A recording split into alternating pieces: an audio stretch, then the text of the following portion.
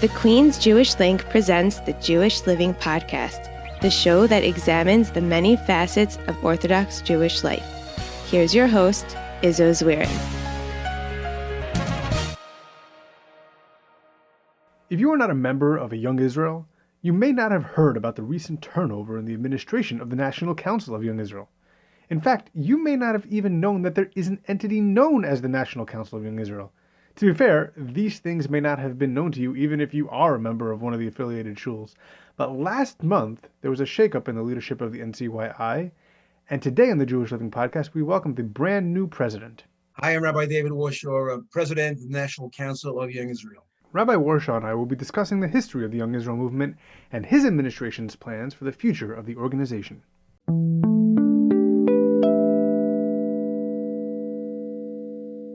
Rabbi Warshaw, thank you so much for joining me this week. Before we get into it, let me get a little bit of background about you. How did you come to be in the position of the president of the National Council of the Young Israel?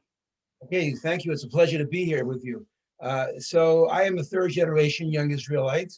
My grandfather, Olav Shalom, was involved in the early years on the Lower East Side with Young Israel and throughout his whole life, as one of my parents. And wherever I lived, where there was a Young Israel, I was involved in and was actively involved in the Young Israel. I am a past president of the Young Israel Oceanside, where I live. Served as the first vice president, second vice president, very involved in a lot of committees. I also professionally served as executive director of the Young Israel Flatbush years ago when it was the largest Young Israel branch. And somewhat more recently, I was the executive director of the Young Israel West Hempstead, which also is a large branch with some 600 to 700 families. So I kind of wear two yarmulkes, one from the lay side and one from the professional side, and have a bit of a, I don't want to say unique, but I have a good perspective from either side as to how branches are run, the problems they might face, and again, from the lay and the professional perspective. It's so interesting that you mentioned that you're a third generation Young Israel member, I guess, because I never thought of myself as that. But now that you bring it up, yeah, my grandparents were members of the Young Israel of Briarwood. My parents are members of the Young Israel of Queens Valley, and now I'm in the Young Israel of West Hempstead. There you go. Yeah, but I never thought of that. And we'll get to that a little bit later on. That's something that I'm going to bring up. Can you give me a little bit of a history of the National Council of Young Israel? Where did it start? What were the original goals and when? The National Council of Young Israel, actually, the formal date that's used is 1912. It was formed by a group of young American men who came from immigrant families. And at that time, you had a lot of these young men, young people, men and women, who really didn't fit into the existing synagogues and shuls that existed, let's say, on the Lower East Side. They were mostly shtilach, small shuls. They were very often crowded, not clean. Yiddish was the common language. There was auctioning off of honors and aliyos, etc. So the idea of a model synagogue developed. And they began this in around the year 1912. And the idea was to really attract these younger people who are the children of immigrants, but into a much more comfortable environment in which they would feel more at home. And that's how it really began. For about the first, let's say 12, 15 years or so, they focused mostly on lectures, other kinds of social activities. But then it began to branch out. The branches began to form in Brooklyn. People started to move from the Lower East Side to other parts of the city. Williamsburg, for example, other parts of Brooklyn. And it began to literally branch out to the extent that where today you have over 100 Young Israel branches. It always was, and I think this is an important point to talk about, it always was and is a shul, a synagogue organization, meaning that the focus of the National Council of Young Israel, which is the coordinating body of these 100 plus Young Israel branches, Young Israel synagogues, was really to serve the branches, to develop programming together, to work together, to deal with issues that face the Jewish community. For example, in the early years, and it went on for quite a while, they had a very successful employment bureau because, again, you had people, young people primarily, who couldn't get jobs. They focused on that. Where there was a need within the community, they kind of try to address those particular needs for their constituents. Over the years, I said the branches spread. You have branches now all over the United States. We have branches in Israel as well. So that it's really a large movement in that sense. But over the last, I'd say maybe a couple of decades even, that feeling of oneness and a movement, if you will, kind of I think faded somewhat to a certain degree.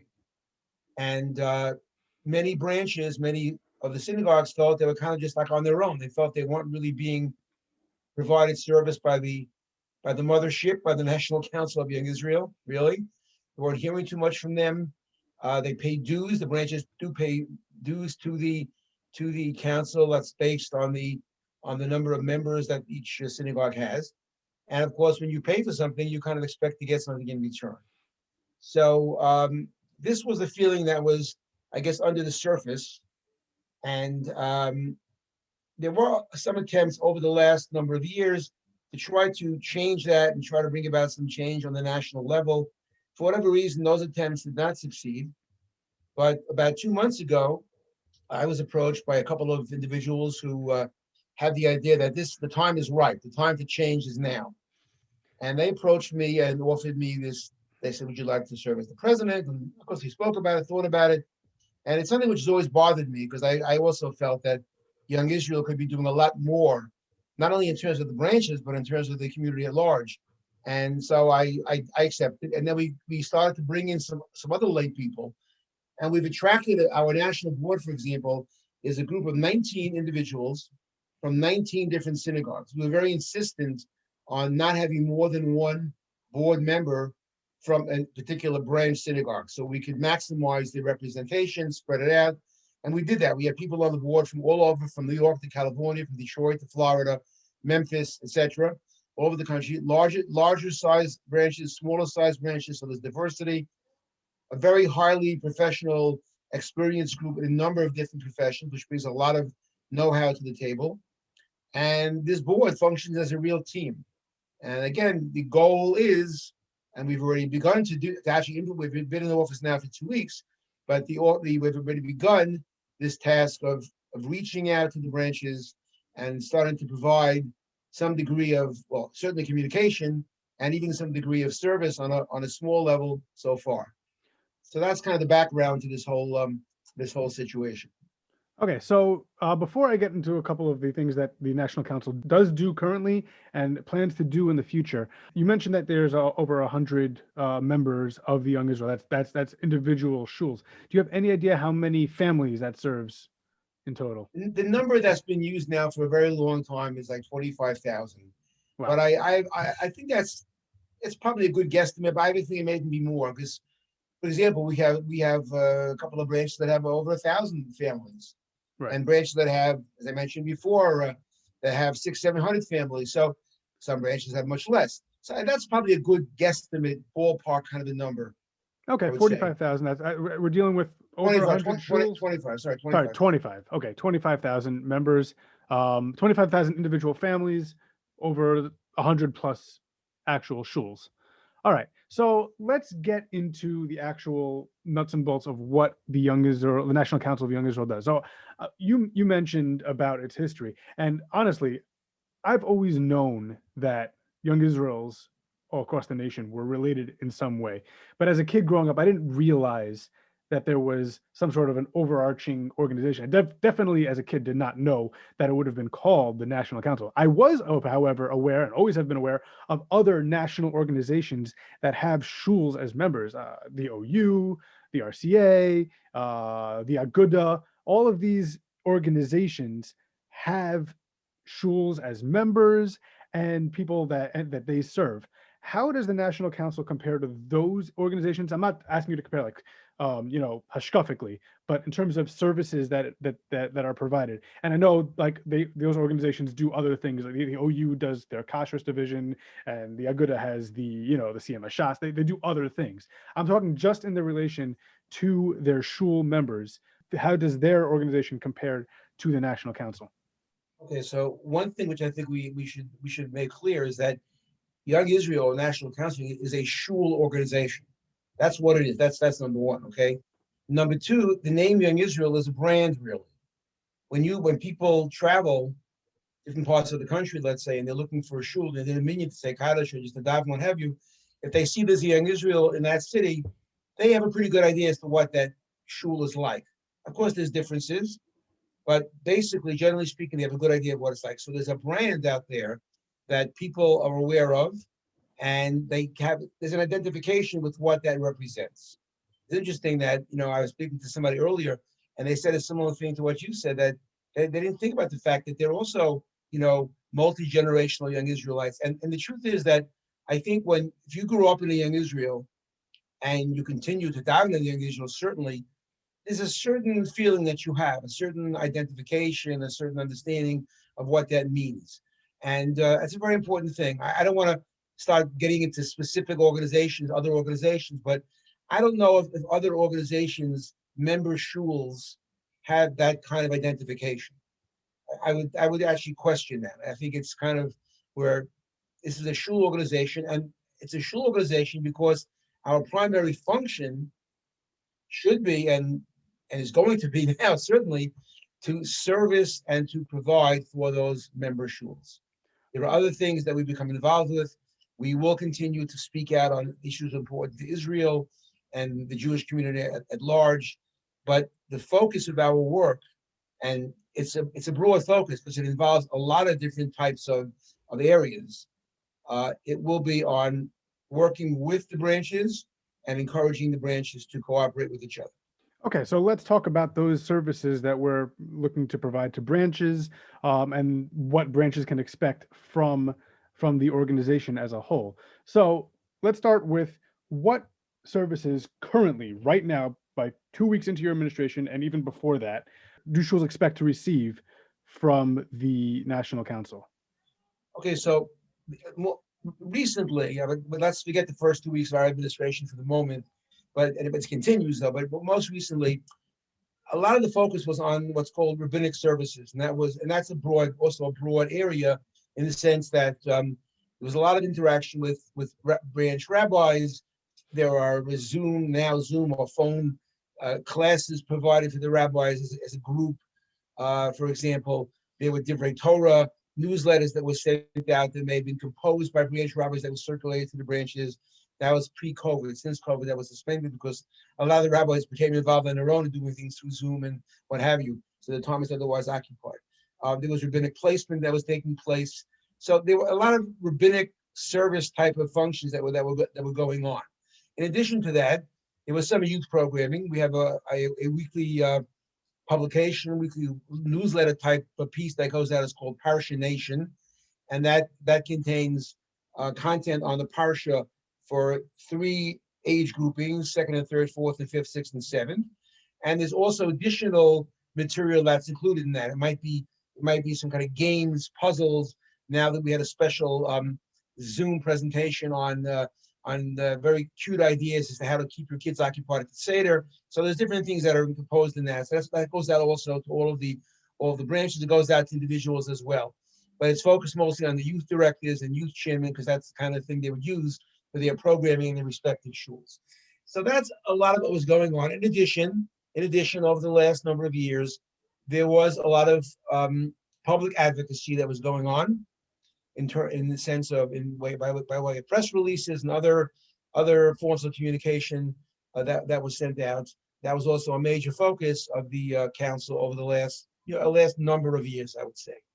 In terms of what we've been speaking about doing, and we just sent out a survey actually to all the member shuls. Was sent out on Sunday, and the responses are coming in actually quite nicely. And the survey really is asking the branches for feedback, what they would like to see from us, from the National Council, how we can help them. Also, the things that they feel are being done now successfully, being done well by the council. How can we improve?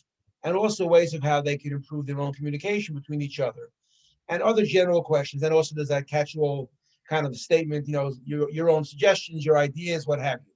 So once we get those responses back, which will be soon, we will be able to evaluate them, and that will help us in formulating some of the plans for the immediate future. But we already have, our board's been divided into 7 committees actually, and all the committees are working very, very hard really, and putting a lot of time in and beginning to talk about specific areas of programming and other ways in which we can work and provide service for the branches. I'll give you an example of something that might not even be thought of in general, but we do have, you asked about the types of synagogues and the size, what have you. We have some branches that because of demographic changes in neighborhoods, loss of membership, loss of resources, etc., that are in serious financial situations, and in some cases even like considering perhaps closing down or maybe merging with another Young Israel possible nearby. So we would be in a position, if we know that branch X, let's say in city Y, is having this problem, or neighborhood Y, we can make a shidduch between that branch and another branch someplace else that they may not be aware of, but we're aware of the fact that other branch is having similar problems. Get them together, and perhaps they can help each other in sharing their own experiences. And then of course we could also join in that conversation and try to assist both of them. So that's something which, again, it's not a service in the sense of a program or an activity, etc., but it could be a very important resource to our branches. And we are talking about all facets of programming: adult education, youth programming, seniors, singles. Shidduchim have come up as a possible area that we might get involved with. For example, there's the whole security grants. Applying for the security grants, which obviously many schools have done, but there are those that have not. Another area that we're looking to seriously get involved with. So these are some of the things that we're talking about. Okay, so I will throw out a few things that some of my friends over here in not the National Council have been throwing around. So one area of the youth departments that might benefit are parent-child learning. If there's a condensed or a structured method for parent-child learning. I know each shul has their own thing, but maybe sending out a way for all Young Israels to be under the same program for a parent-child learning, which now most schools are ending now that the clocks are changing. Right. We're recording this a week before the clocks change. So those types of things can help. The other thing that we were discussing was the search for rabbis. So my shul, Young Israel West Hempstead, just lost their Rav of over 30 plus years, and we handle that internally. I don't know that we had any help from the National Council. I know that the Young Israel of Briarwood recently lost their Rav. I'm not sure if anybody replaced Rabbi Kaufman over there. There are constantly needs for help in replacing Rabbanim, whether it's the actual Rav of the shul, or it's an assistant Rav, or it's an intern. Those things are two areas that are ripe for aid from the National Council, just in terms of from programming and staffing. Okay, so I'm making a note of it actually as we speak. I like the parent-child learning idea very much, because it has become a very popular program that many schools offer, and it would be the kind of thing that we could probably work on. As you say, it's ending probably in most schools now, but getting it ready and gearing up for the next season, if you will, that could be a very nice thing that we could certainly work on. Let me mention, in connection with that a little bit, one of the things that we are very much interested in doing and revitalizing. There's a Young Israel Council of Rabbis, to which all branch rabbis are invited to participate. Has not functioned to any great degree for the last number of years. There are some things going on, but not in the sense of a council per se, and that is something that we're looking to do. And something like parent-child learning, or sharing shiurim and adult education programming ideas, could run through a council of that sort. As far as rabbinic placement is concerned, we have, as I said before, we have been engaged in that. Although obviously there are others that are also working in that area. So we are not really looking to reinvent the wheel here. We are available to help shuls that, for whatever reason, might prefer to come to us and not go to one of the other placement services being offered by other institutions, or they simply may want to attract a broader range of candidates, and therefore they may go to more than one source for potential candidates. But that it's something which we are involved with.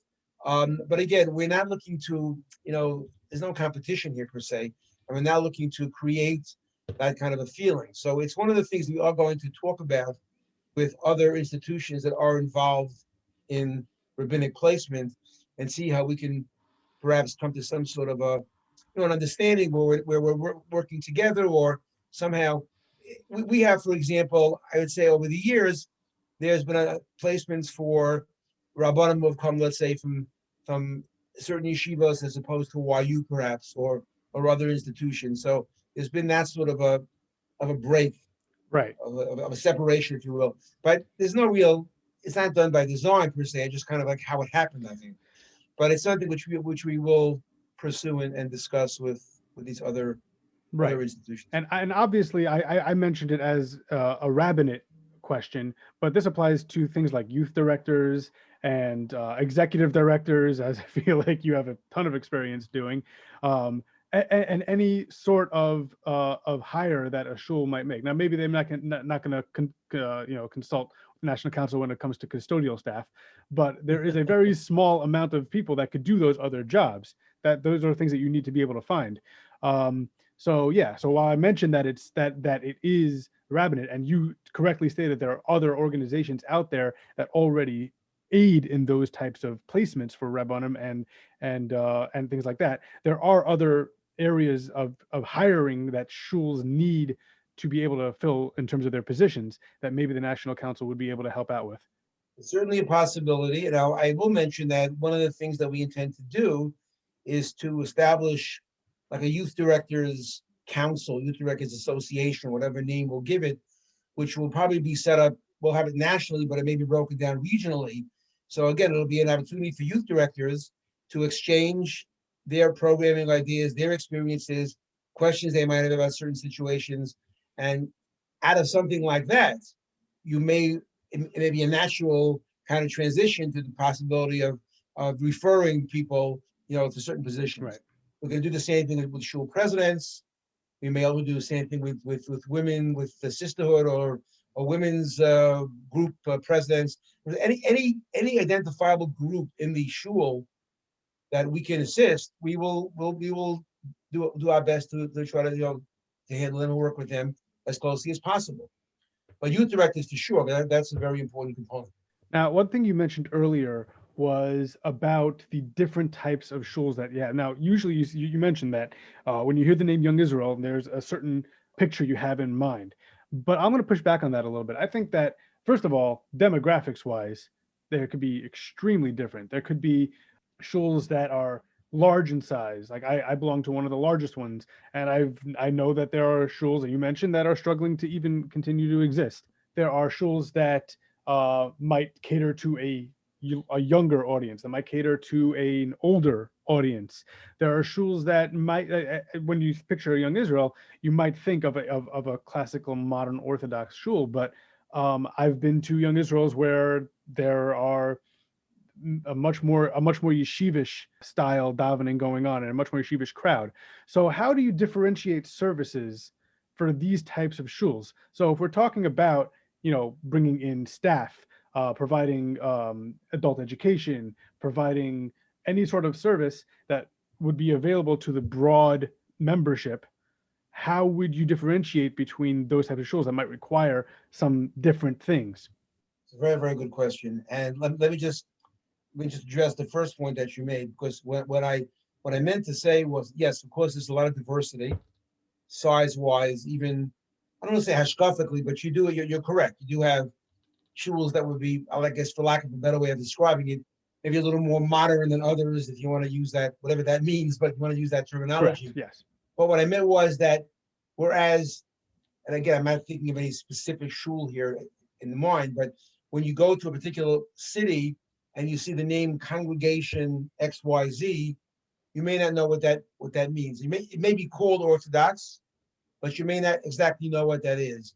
If it's called Young Israel, then by and large, even though, as you said, there might be some difference between one place and another, you're pretty certain that that's going to be, if you're looking for a quote traditional Orthodox shul, which a person would feel comfortable in davening, then 9 out of 10 times, 99 point, you're going to know that's if it's called Young Israel, that's what you're going to get. Might it be a little more yeshivish than you're accustomed to back home or someplace else? Yes, it's possible, but in general, you know that you're going to be getting that. Again, there are Young Israel shuls. I don't know if shuls that are under the umbrella of other organizations are quite identified as such. I think they may be identified more by their own individual identities as opposed to, this umbrella that they belong to. It's not universally true. Nothing is, but I think it's a pretty broad kind of a. Now, to address your other question, number one, the survey that we sent out hopefully will bring out some of those issues, some of those questions. But even more importantly, once we are able to establish these local, let's say regional presidents, groups, conferences, and youth directors, and rabbis for that matter, we will then have a little bit more of a sense of what's going on in the local areas. And whereas you're right, I mean, if you create an adult education program, it may be that it's on a higher level for some shuls or a lower level for some shuls. That may be true, but we should be able to adjust it. Obviously, you can't adjust it to each individual need. However, the individual branch might be able to do that. If we just provide a structure with a general kind of a overview, then they could plug in their own specific material they may want to cover or adjust what we're suggesting. So, and I think there are ways. to do that. But again, time will tell. It'll be something that we'll have to deal with. But I think we'll be able to do that. I'm glad you're keeping those differences in mind for your members. Before we sign off, is there anything else that you'd like to share with us about the National Council? I just think I just really want to emphasize the point, and it's funny that I did an interview on a radio show, and somebody called in and said, you got to be kidding me. There must be some underlying. I was talking about what our goals are, etc. He said, you must be kidding. It's got to be some underlying, political reason that you did this or something else. It just can't be that you're like a bunch of nice guys who really want to just work with your branch, etc. And I said to this, no, I'm sorry, it really is. I told them that from the moment that we started this effort more than 2 months ago to get this slate together, etc., there wasn't one conversation that focused around politics. I'm using the word politics in a very broad sense now. The focus from the beginning pretty much was on these goals that we've outlined. And we believe, and I think it's proven now since we got elected, that message resonated with a lot of the branches and a lot of the delegates to the election. So I just think that the message is clear, and we really mean to carry it through as best as possible. And what I would say that anybody who is a member in any Young Israel branch anywhere, if they have any questions or any ideas or suggestions, they can reach out. They can reach out to me. My email is president@youngisrael.org, or obviously reach out to your local branch, they'll get the message to us somehow. But again, it's all about communication and transparency and sharing ideas. And obviously, for more information, people can go to youngisrael.org. .org, correct. Although I will say that our website is in the process. We've already started to work on that. It's still, the website is still up, but we are going to be doing work on an ongoing basis on the website as well. But yes, so they can go there for basic information, and they said contact me directly, or there's actually an info at youngisrael.org email also, so they can just write in a question or comment to there as well. Okay, perfect. Rabbi David Warshaw, thank you so much for joining me this week, and much hatzlacha in your new administration. Thank you so much for having me. I enjoyed it. It was a pleasure, and hatzlacha to you as well, and Chag Kosher V'Sameach. Thank you very much. My thanks to Rabbi David Warshaw from the Ncyi.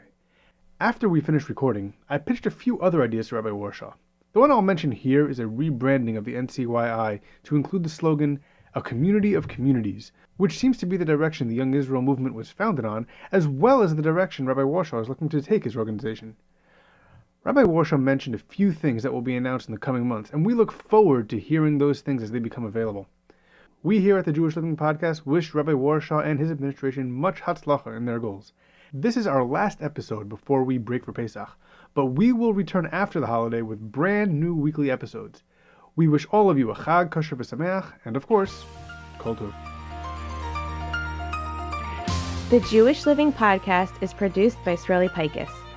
Our theme song is The Band by A.B. Rottenberg. Follow us on Facebook at The Jewish Living Podcast and on Twitter and Instagram at Jewish_living. You can also email the show at jewishlivingpodcast@gmail.com. The Jewish Living Podcast is recorded in conjunction with the Queen's Jewish Link.